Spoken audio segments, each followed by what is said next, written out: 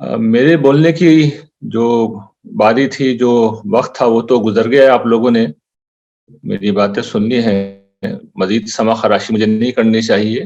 میں تو اس چیز کا منتظر ہوں کہ اگر میری گفتگو کے حوالے سے کچھ سوال آپ لوگوں کے ذہنوں میں پیدا ہوا ہے تو وہ آپ لوگ کر سکتے ہیں، کیونکہ پروگرام کی جو ترتیب شعیب صاحب نے مجھے بتائی تھی وہ یہ تھی کہ 10:40 سے 12 بجے تک کا یہ سلاٹ ہے، جس میں اسپریچل ویل بینگ پر مجھے کچھ گزارشات پیش کرنی تھی۔ ظاہر ہے 1-1.5 گھنٹے کی تقریر کرنا کوئی اچھی بات نہیں ہوتی، تو مختصر میں نے ایک گفتگو آپ کے سامنے کر لی ہے، جس میں اصولی نقطہ نظر دین کا رکھ دیا ہے، یہ بتا دیا ہے کہ ہمارا دین روحانی فلاح کا کیا راستہ تجویز کرتا ہے، یہ واضح کرنے کی کوشش کی ہے کہ مروجہ جو تصورات ہیں دنیا بھر میں، اسلام کا طریقہ اس سے مختلف ہے۔ اب اس میں کچھ سوالات آپ لوگوں کے ذہنوں میں ہیں تو اس کے لیے میں حاضر ہوں۔ لائیو سیشن ظاہر ہے کہ اس پہلو سے زیادہ مفید ہے، تو ارشاد فرمائیے، میں منتظر ہوں۔ سر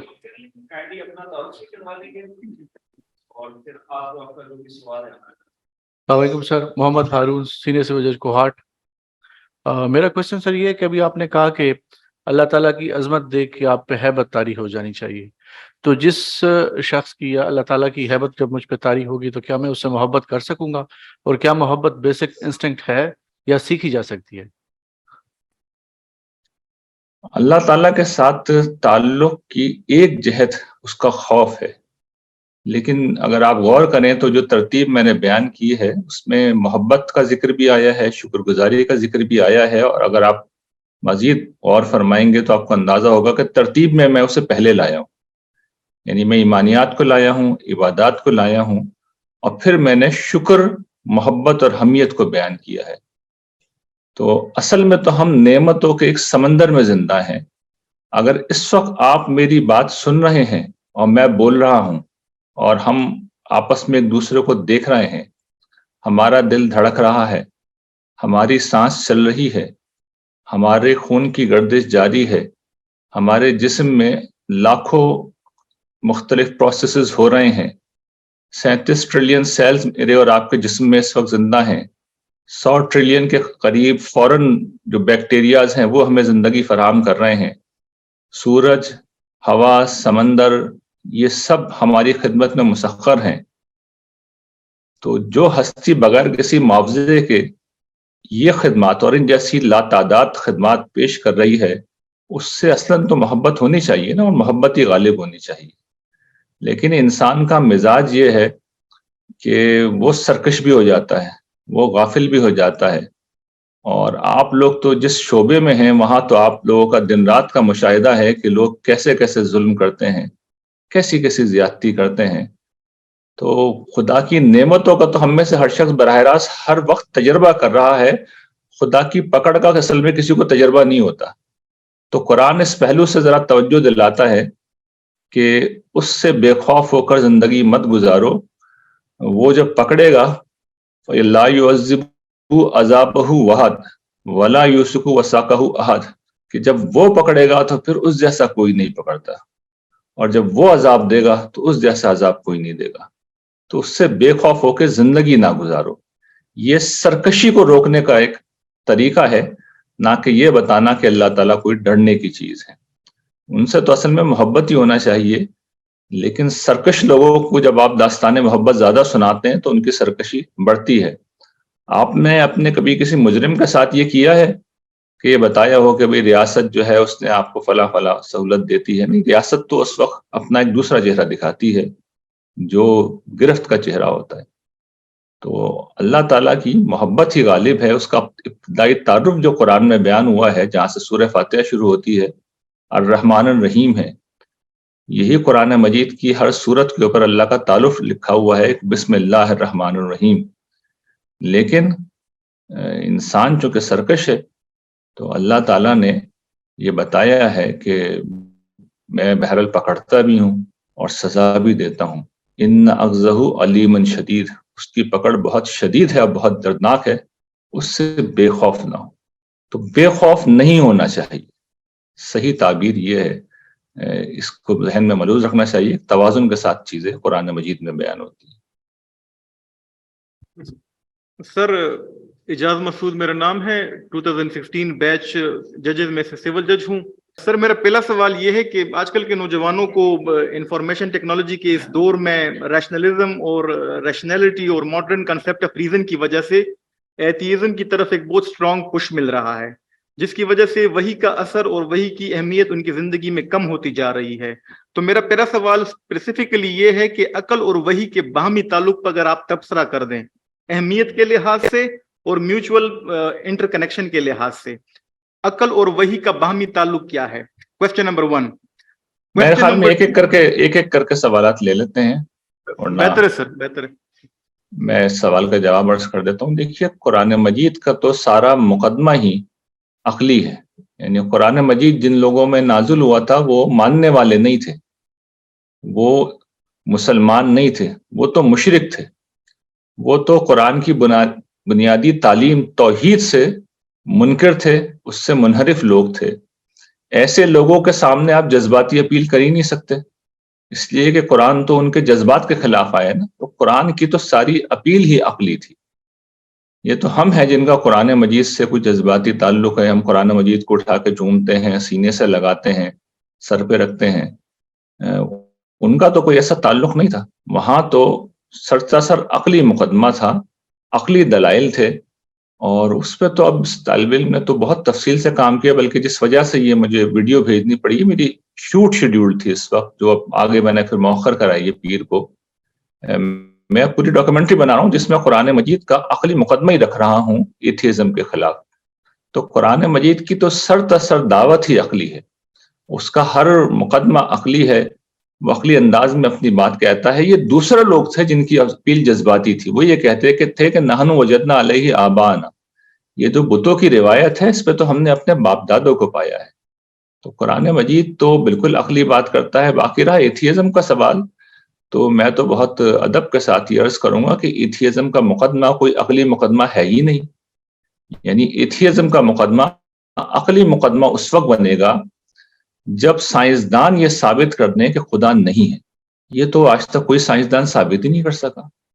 اس لیے ہمارے نوجوان جو کہ بیچارے بہت معصوم ہیں، ان کو علم کی کوئی بہت زیادہ ہوا نہیں لگی ہے. ورنہ حقیقت یہ ہے کہ ایتھیزم کا مقدمہ اصلاً کوئی مقدمہ نہیں. یہ زیادہ سے زیادہ ایک شخص اسکیپٹک ہو سکتا ہے، ایگنوسٹک ہو سکتا ہے. وہ یہ کہہ سکتا ہے کہ لا ادری، آئی ڈونٹ نو، مجھے نہیں معلوم. لیکن یہ بات کہ خدا نہیں ہے پہلے یہ عقلی طور پہ اسٹیبلش ہونے دیں. یعنی جو بھی اپنے آپ کو ایتھیسٹ کہے اس سے بس ایک ہی سوال کر لیں کہ خدا نہیں ہے، یہ تمہیں کیسے پتا چلا؟ یہ سائنس کی کس دریافت نے بتا دیا ہے؟ یہ تو کوئی واقعہ ہی نہیں ہے، یہ تو آج تک ہو ہی نہیں سکا اور نہ اس کا ہونا ممکن ہے. تو ایتھیزم کی کوئی عقلی اساس ہی نہیں ہے. میں نے تو ایک جملے کے اندر بتا دیا اس کا مقدمہ. قرآن کا موقف بھی بتا دیا آپ کو کہ عقلی مقدمہ ہے. ایک سادہ سوال بھی رکھ دیا کہ اگر ایتھیزم کا کوئی عقلی مقدمہ ہے تو سائنس کا کوئی بیان دکھا دیں، یا کوئی بھی معقول بیان دکھا دیں جو یہ بتا سکتا ہو، ثابت کر سکتا ہو کہ خدا نہیں ہے. آج کے دن تک کوئی ایسی بات دریافت نہیں ہوئی. اور یہ کوئی میرا کہنا نہیں ہے، جو اصل پڑھے لکھے ملحدین ہیں، جو بڑے لوگ ہیں، وہ بھی اپنے آپ کو ایگنوسٹک کی جگہ پہ رکھتے ہیں، اس سے زیادہ وہ آگے نہیں بڑھتے. یہ آپ کے پہلے سوال کا جواب. Thank you sir, thank you very much. Coffee detailed تھا اور کافی انلائٹننگ تھا. میں سر دوسرا سوال عرض کر رہا ہوں. سر دین کی مخاطبت کے لحاظ سے اور دین کے دنیا میں اطلاق کے لحاظ سے فرد اور اجتماعیت میں ترجیح کس کو حاصل ہے اور اس ترجیح کا معیار کیا ہے؟ قرآن مجید میں تو فرد ہی کو مخاطب کیا گیا ہے اور اسی کو احکام دیے گئے ہیں. اجتماعیت کے بھی جو احکام دیے گئے ہیں وہ انہی لوگوں کو دیے گئے ہیں جو افراد ملت یا قوم یا اجتماع کے کسی اجتماعی ذمہ داری کے منصب کے اوپر فائز ہیں. تو قرآن مجید کا مخاطب تو اول تا آخر فرد ہی ہے، اور فرد ہی خدا کے حضور قیامت کے دن پیش ہوگا.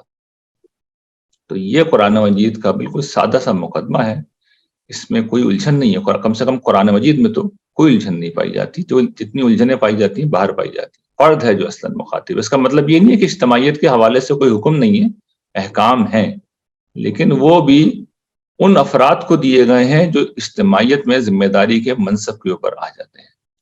یہ ہے قرآن مجید کا نقطہ نظر. جزاک اللہ سر، جزاک اللہ، تھینک یو ویری مچ سر. سر میں تیسرا سوال پیش کر رہا ہوں. سر ہم نوجوانوں کو اسپیشلی دین کے عبادات اور معاملات میں اہمیت کے لحاظ سے ایک توازن رکھنے میں ڈیفیکلٹی پیش ہوتی ہے. تو یہ سوال میرا اس پس منظر میں ہے کہ دین کے ظاہری اعمال اور دین کے باطنی احوال آپس میں کیسے متعلق ہیں، اور اہمیت اور ترجیح کے لحاظ سے ہم کس کو پریفرنس دیں؟ دیکھیے، دین میں ظاہری اور باطنی اعمال کی کوئی دوئی نہیں ہے، یعنی ایک ہی چیز ہے. یعنی اس کو یوں سمجھیں کہ یہ جو ہم نماز پڑھتے ہیں اس کی ایک فارم ہے اور پھر اس کی ایک اسپرٹ ہے. تو فارم کیا ہے؟ فارم یہ ہے کہ جو ظاہری ڈھانچہ ہے ہم اختیار کرتے ہیں، تو اسپرٹ بھی ہمیں اس کے ساتھ ہی اختیار کرنی ہے. یعنی اسپرٹ قرآن مجید نے خود بیان کر دی ہے کہ اقیم الصلاۃ لذکری، نماز میری یاد کے لیے قائم کرو. یہ اسی وقت ہمیں خدا کی یاد بھی آنی چاہیے. اس میں کوئی دوئی نہیں ہے کہ کسی ایک کو ترجیح دینے اور نہ ترجیح نہ دینے کا سوال ہو. یہ ونس اگین ہمارا مسئلہ ہے جو قرآن سے باہر رہ کے ہم لوگوں نے خود پیدا کر لیا ہے کہ ہم ذکر کو الگ کر دیتے ہیں، اور نماز ہمارے نزدیک ایک ایسی چیز ہوتی ہے کہ جس کو ہم پڑھتے ہیں تو دلچسپ بات یہ ہے کہ ہمیں خود پتہ نہیں ہوتا کہ ہم کیا کہہ رہے ہیں، اور بہت سے لوگوں کو تو یہ شعور بھی نہیں ہوتا کہ وہ کیا کر رہے ہیں. ایک آٹو پائلٹ کے اوپر ہماری نماز شروع ہوتی ہے، بلا سوچے سمجھے اللہ اکبر کہنے کے بعد جو ہمارا دماغ پرواز کرتا ہے اور وہ السلام علیکم ورحمۃ اللہ کہنے کے بعد ہی ہمارے پاس لوٹتا ہے. تو یہ تفریق جو پائی جاتی ہے ہمارے ہاں پائی جاتی ہے. قرآن مجید میں سب چیزیں ساتھ ساتھ چلتی ہیں، کوئی چیز الگ نہیں ہے. Thank you sir, thank you sir. Sir I be very quick. آخری 2 سوال رہ گئے ہیں. میں اپنے کولیگ سے معذرت بھی کر رہا ہوں، ان کا ٹائم میں کنزیوم کر رہا ہوں. 2 لائنوں میں صرف تجدد اور روایت کو ڈیفائن کر دیں. دیکھیے، یہ ونس اگین کوئی دین کی اصطلاحات نہیں ہیں. مسلمانوں کی جو علمی روایت ہے اس کے اندر یہ چیزیں موجود ہیں. روایت سے مراد یہی ہے کہ جو علم کی ہماری ٹریڈیشن ہے جو صدیوں سے چلی آ رہی ہے اس کو ہم کہتے ہیں کہ یہ ہماری روایت ہے. یہ تہذیب سے پھوٹی ہے، یہ تہذیب سے پھوٹی ہے. اور تجدد ہمارے ہاں اس چیز کو کہا جاتا ہے کہ کوئی چیز ایسی پیدا کی جائے جو اس روایت کے اندر موجود نہ ہو.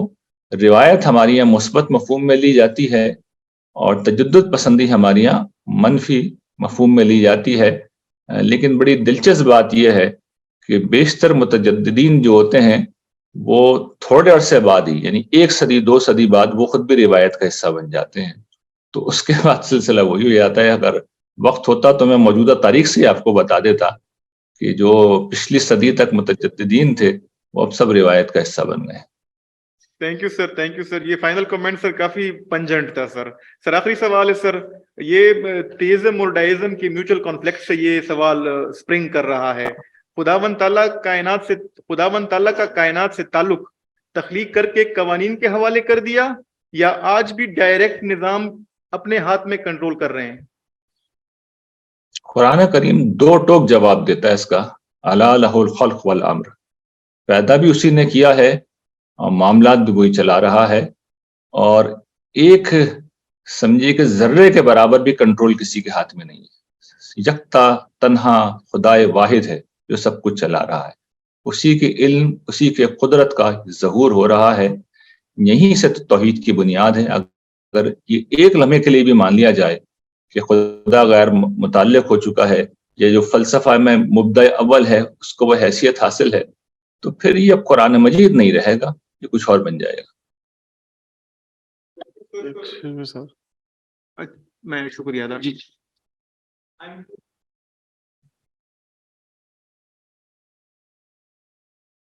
جی سر، میں آپ کا شکریہ ادا کرنا چاہ رہا تھا. آپ کے جوابات کافی تشفی بخش تھے ماشاء اللہ سر. اور سر ہم آپ کے مشکور ہیں کہ آپ نے وقت نکال کر ہمیں ڈائریکٹلی ایڈریس کیا سر. تھینک یو سر. بہت شکریہ جی آپ. السلام علیکم سر، میرا نام اعتزاز حسن ہے سر.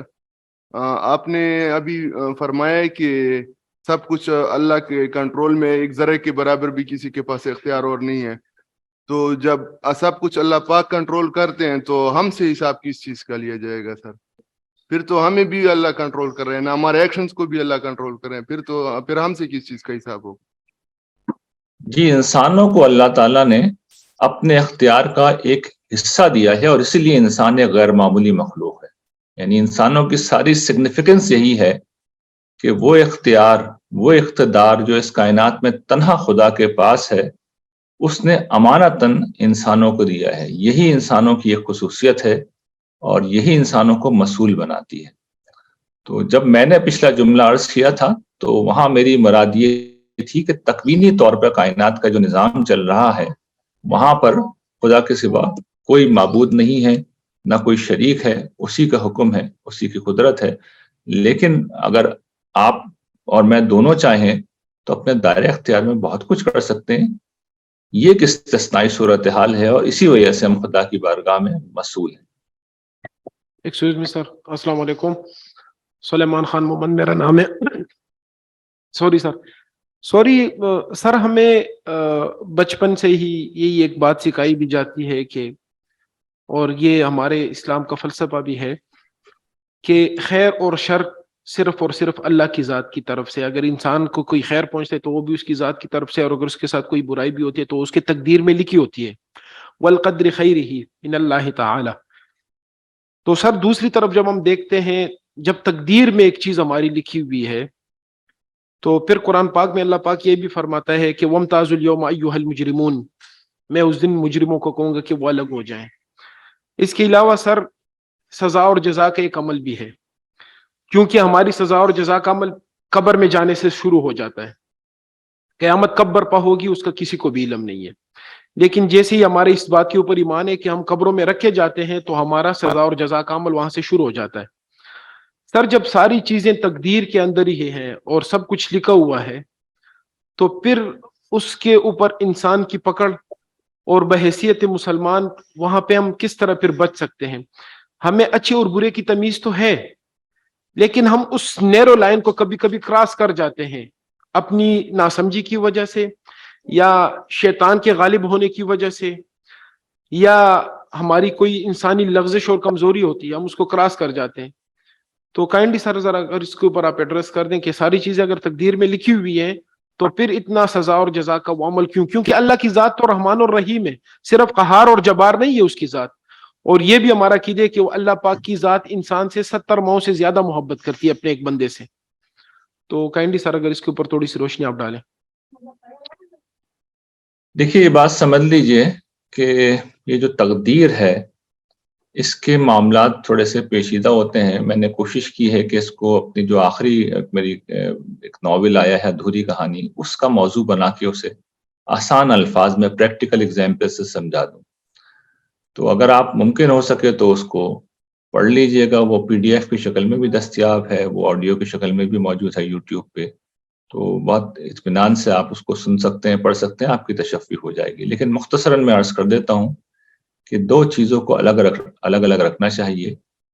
ایک یہ کہ ہمارا جو اختیار ہے اس کا ہم استعمال کرتے ہیں اخلاقی معاملات میں، جہاں پر خیر و شر کا شعور ہمیں حاصل ہے. مثال کے طور پر ہم کسی کو قتل کر دیتے ہیں یا ہم کسی کے ساتھ بھلائی اور احسان کا معاملہ کرتے ہیں، تو یہاں پر تو اللہ تعالیٰ ہمیں مسئول بناتے ہیں. باقی جو کچھ اچھے برے معاملات ہمیں پیش آتے ہیں زندگی میں، اللہ تعالیٰ ہمیں اس حوالے سے کوئی مسئولیت نہیں کریں گے. ہم سے کچھ نہیں پوچھیں گے کہ تم کہاں پیدا ہوئے، کہاں جیے، فلاں جگہ تمہارا ایکسیڈنٹ ہوا تھا تو کیوں ہو گیا تھا، یا یہ کہ تمہارے ساتھ فلاں معاملہ ہوا تھا تو کیوں ہوا تھا. تو مسئولیت کا ایک پہلو ہے، اس میں ہمیں اپنے معاملات سمجھ لینے چاہیے. دوسری یہ بات کہ یہ چیز، یہ تصور کہ شر اللہ تعالیٰ کی طرف سے ہوتا ہے، یہ ٹھیک نہیں ہے. اصل میں یہ غلط فہمی ہوئی ہے قرآن مجید اور احادیث کی بعض انٹرپریٹیشن میں، اس کے فہم میں. اصل بات جو کہی گئی تھی وہ یہ کہی گئی تھی، جو سمجھائی گئی تھی، جو لوگ کرتے تھے کہ وہ جب خیر کے طلبگار ہوتے تھے تو بتوں کے پاس جاتے تھے اللہ کو چھوڑ کے، اور جب کسی چیز سے اندیشہ محسوس ہوتا تھا تب بھی خدا کو چھوڑ کے غیر اللہ کے پاس جاتے تھے. تو بتایا گیا تھا کہ دیکھو اگر کوئی خیر چاہیے تو وہ بھی خدا کے ہاتھ میں ہے، اور کوئی شر سے بچنا ہے تو وہ بھی اللہ تعالیٰ ہی بچا سکتے ہیں. ورنہ حضور نے دو ٹوک واضح کیا ہے، الشر لیس من علیہ، کہ شر پروردگار آپ کی طرف سے نہیں ہے، اللہ تعالیٰ کے ہاتھ میں صرف خیر ہے، بھلائی ہے. اس کے پاس سے کبھی کسی شر کا صدور نہیں ہوتا. شر کیوں ہوتا ہے ایک الگ بحث ہے, اس لیے میں نے کہا تھا کہ آپ وہ کتاب پڑھ لیجئے, وہاں پہ بڑی تفصیل سے اس کا جواب موجود ہے. لیکن اللہ تعالیٰ کے اوپر اس کی ذمہ داری نہیں ہے, وہ مخلوق کے ارادے کا ظہور ہوتا ہے یا اس خدائی اسکیم کا حصہ ہے جس کے تحت اس دنیا میں ہم موجود ہیں. اللہ تعالیٰ کی ہستی سے کبھی شر کا صدور نہیں ہوتا, ان کی ذات سے ہمیشہ خیر کا صدور ہوتا ہے. لیکن یہ جو تصور دیا گیا ہے یہ اس لیے نہیں دیا گیا, یہ اصل میں اس لیے دیا گیا تھا کہ اگر تمہیں کسی شر سے بچنا ہے تو اللہ سے مانگو, اور اگر کسی خیر کے طلبدار ہو تو اسی کے پاس جاؤ, غیر اللہ کے پاس مت جاؤ. یہ بات ہے جو کہی گئی تھی. سر آپ کے مدلل اور جامع جوابات کا بہت شکریہ. سر ایک سوال ہے, اتنا ریلیونٹ تو نہیں ہے لیکن ذاتی اطمینان اور تسلی کے لیے میں پوچھ رہا ہوں, قرآن کو سمجھنے کے لیے سر عربی کو سمجھنا کتنا لازم ہے؟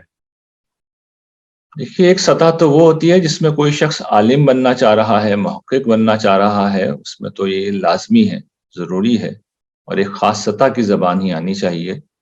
لیکن یہ ہے کہ کوئی شخص اگر قرآن مجید کا مدعا و پیغام سمجھنا چاہ رہا ہے تو وہ ترجمے سے بھی سمجھ سکتا ہے. اب چونکہ بہت اچھے ترجمے ہو چکے ہیں جس میں قرآن مجید کی پوری بات آ جاتی ہے, بہت اچھی شرح و وضاحت اور تفسیریں بھی لکھ دی گئی ہیں, تو قرآن مجید کے مدعا کے ابلاغ میں تو اب کوئی مسئلہ نہیں ہے. تاہم قرآن مجید کو اگر اس کی ایک ایستھیٹک سطح بھی ہے, اس کو کوئی شخص انجوائے کرنا چاہ رہا ہے تو عربی زبان وہ ضرور سیکھے. اس کے بعد جس وقت آپ نماز میں قرآن خود پڑھیں گے یا کسی اچھے قاری کے پیچھے کھڑے ہو کے پڑھیں گے تو آپ کو پتہ چلے گا کہ قرآن مجید آپ کے قلب کے اوپر نازل ہو رہا ہے. تو اس پہلو سے اگر سیکھیں تو بہت اچھی بات ہے, اور فہم بھی بہتر ہی ہوتا ہے کچھ, یعنی اہل علم کی بات سمجھنا بھی آسان ہو جاتا ہے. تو ان دو پہلوؤں سے عربی زبان سیکھیے, ضرور سیکھیے, بہت اچھی بات ہے, خاص طور پر قرآن مجید کی جو ریلیونٹ زبان ہے.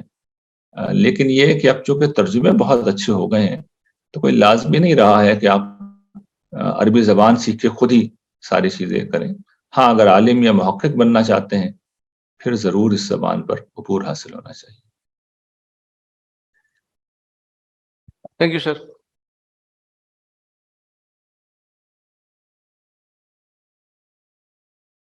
السلام علیکم سر, عمیر قاسمی سول بنو سے بات کر رہا ہوں. سر حقوق اللہ اور حقوق العباد میں کس کو زیادہ فوقیت حاصل ہے, اور اگر بیک وقت دونوں جو ہیں آپس میں آڑے آ جائیں تو کس کو کرنا چاہیے, حقوق اللہ کو یا حقوق العباد کو؟ حقوق العباد بھی اللہ ہی کے حقوق ہیں, یعنی اللہ تعالیٰ نے حکم دیا ان کا, تو اصلاً میں تو حقوق اللہ کے ہی ہوتے ہیں. ان حقوق میں سے کچھ ایسے ہیں جن کا تعلق اللہ تعالیٰ کے ساتھ ہے, کچھ ایسے ہیں جن کا تعلق اپنی ذات کے ساتھ ہے, کچھ ایسے ہیں جن کا تعلق دیگر انسانوں کے ساتھ ہے.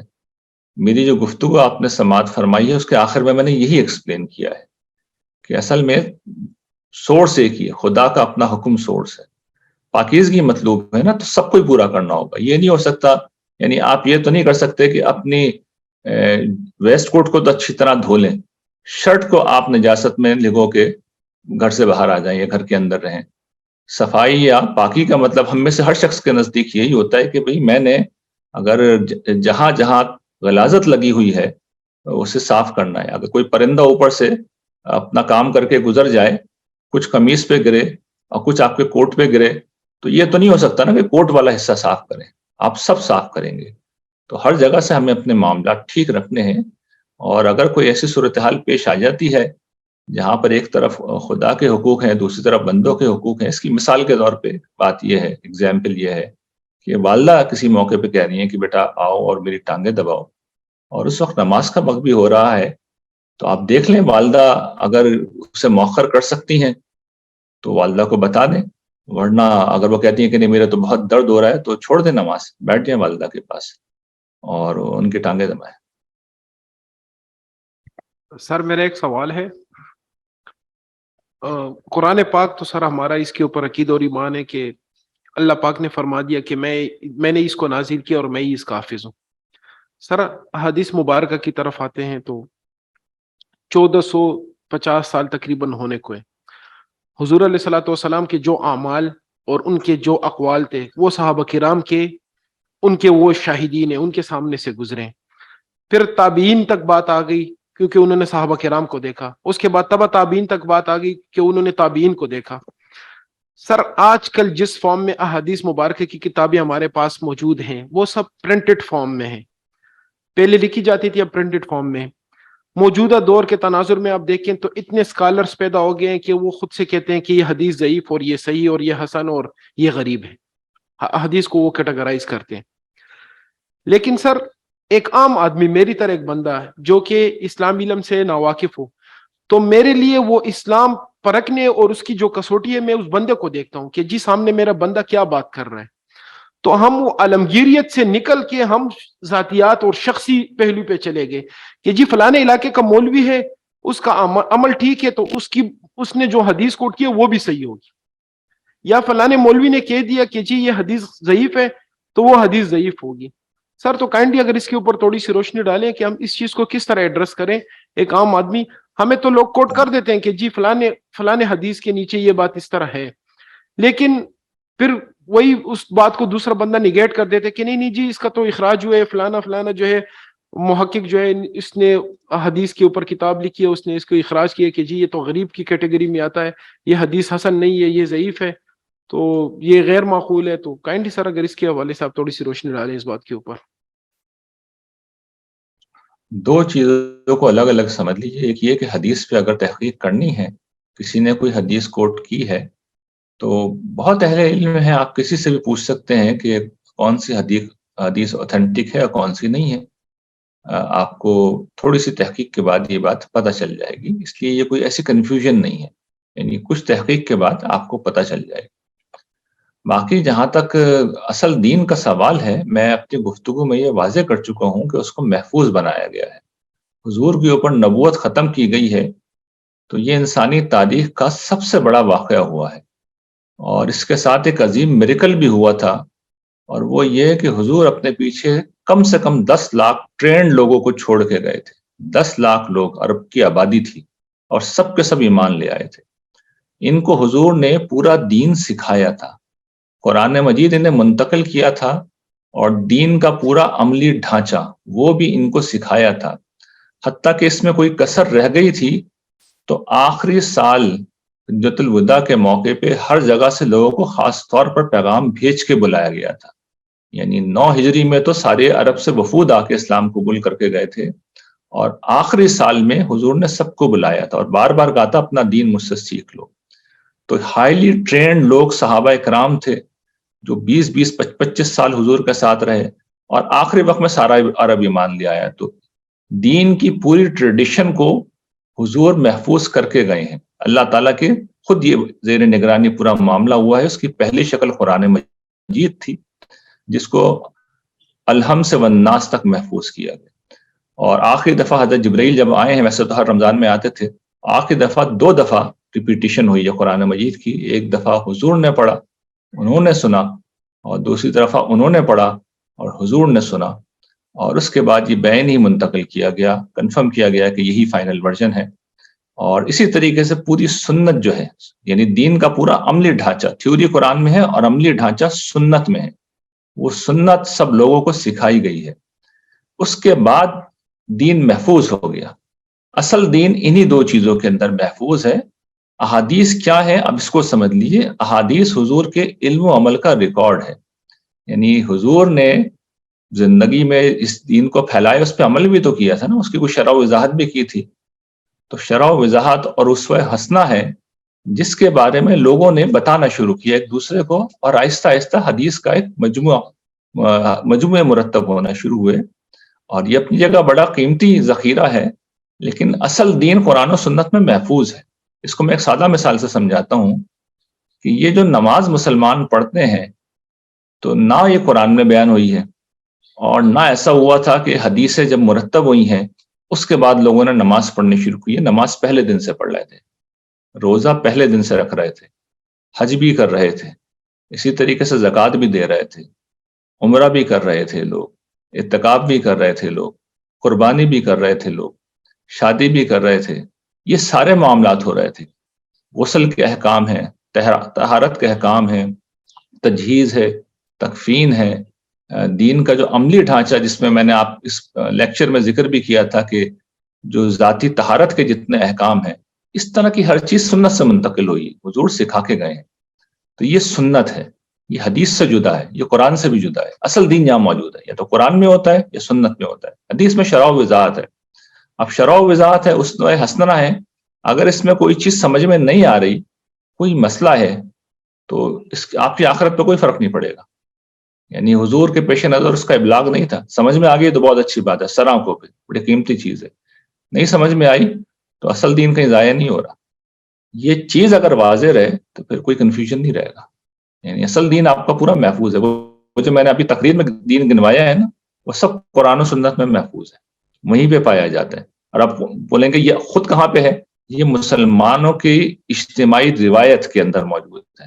اول دن سے ہی، جیسا کہ میں نے عرض کیا، 10 لاکھ مسلمان اس کے اوپر، اس کے پیچھے کھڑے ہوئے تھے.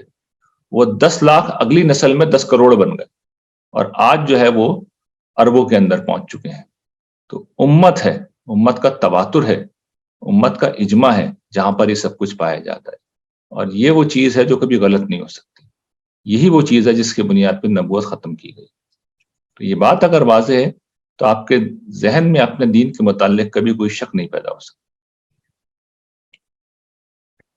سر یہ اچھے اخلاق کیا فرائض کے اس درجے میں آتے ہیں جس درجے میں نماز، روزہ، حج اور زکوٰۃ ہے؟ اور اگر نہیں تو کیوں؟ دیکھیے، اچھے اخلاق کی بڑی فضیلت بیان ہوئی ہے، لیکن بات یہ ہے کہ اچھے اخلاق اور دیگر جو عبادات آپ نے کمپیریزن کیا ہے، وہ اپنی جگہ الگ الگ اہمیت کے حامل ہیں. یعنی یہ نہیں ہو سکتا کہ ایک شخص کا جی میں نماز تو نہیں پڑھ رہا لیکن میں بہت اچھے اخلاق کا حامل ہوں. نماز یہی سکھاتی ہے کہ آدمی کو اچھے اخلاق کا حامل ہونا چاہیے، اور نماز پڑھتے ہوئے اچھے اخلاق اختیار کریں گے پھر کیا کہنے. اور نماز کے بغیر اگر اسے اختیار کریں گے تو ظاہر ہے کہ پھر آدمی خدا کی بارگاہ میں مسئول ہو جائے گا. ان چیزوں کے زاویے سے نہیں دیکھنا چاہیے کہ ایک چیز چھوڑی جا سکتی ہے اور دوسری اختیار کی جانی چاہیے. نہیں، دونوں کی اہمیت ہے، دونوں کی فضیلت ہے. کمپیریزن اگر ہونا چاہیے تو اس میں ہونا چاہیے کہ میں نفل نماز اور نفل روزے کو اور اخلاق میں سے اعلی اخلاق کو کس جگہ دیکھتا ہوں. تو اس میں حضور نے رہنمائی کر دی ہے کہ اعلیٰ اخلاق والا شخص زیادہ آگے ہوگا قیامت کے دن نفل روزے رکھنے اور نفل نماز پڑھنے والوں کی برعکس جس کا اخلاق اچھا نہیں ہوا. اچھے سے مراد یہ ہے کہ کم سے کم بہت اچھا نہیں ہوا. یعنی برے اخلاق کی تو گنجائش نہیں ہے نا، اچھے اخلاق کی بات کی جا رہی ہے کہ اگر اچھا اخلاق اور نوافل میں سے انتخاب کیا جائے گا تو اچھے اخلاق کو قیامت کے دن زیادہ ترجیح حاصل ہو. ایکسکیوز می سر، ایک کوشچن ہے. نسیم اللہ خٹک، سول جج لکی مروت. سر ایک فیمس کوٹیشن ہے کہ religion is based on fear while spirituality is based on freedom. اس کا آپس میں کیا ربط ہے؟ اور سر ذرا تھوڑا سا اس کو کائنڈلی ایکسپلین کیا جائے. Thank you. قرآن مجید کے لیے سب کچھ اجنبی ہے. قرآن مجید جو میں نے آج آپ کے سامنے رکھا، غالباً جو پہلا سوال ہوا تھا اس کے جواب میں یہ عرض کیا تھا کہ ہمارا دین تو خدا کا تعارف ہی بسم اللہ الرحمن الرحیم کر کے کراتا ہے نا، الحمدللہ رب العالمین الرحمن الرحیم کر کے کراتا ہے، اور یہ بتاتا ہے کہ ہر طرف نعمتوں کا سمندر ہے. تو وہاں پر اس کا کیا سوال؟ خوف کی بات تو سرکشوں کے لیے ہوتی ہے نا، کہ وہ سرکش ہوں گے تو پھر سزا کے لیے تیار رہیں. باقی اسپرچویلٹی جو ہے اسلام کی جتنی کچھ بھی روحانیت ہے اس پہ تو میں نے گفتگو کر لی ہے شروع کے اندر. وہ اسی دین کے اندر موجود ہے جو خدا کی اطاعت کا نام ہے، جو خدا سے زندہ تعلق کا نام ہے. تو قرآن مجید میں جو کچھ بیان ہوتا ہے وہاں یہ سارے تصورات اجنبی. قرآن مجید کا دین سیکھیں، کیونکہ اللہ تعالیٰ اس کے متعلق پوچھیں گے. باقی دین یہودیوں کے بھی ہوتے ہیں، عیسائیوں کے بھی ہوتے ہیں، ہو سکتا ہے مسلمانوں کے بھی تصورات ہوں، وہ کام نہیں آئیں گے قیامت کے دن. اپنے دین کو سیکھیں، وہ کام آئے گا.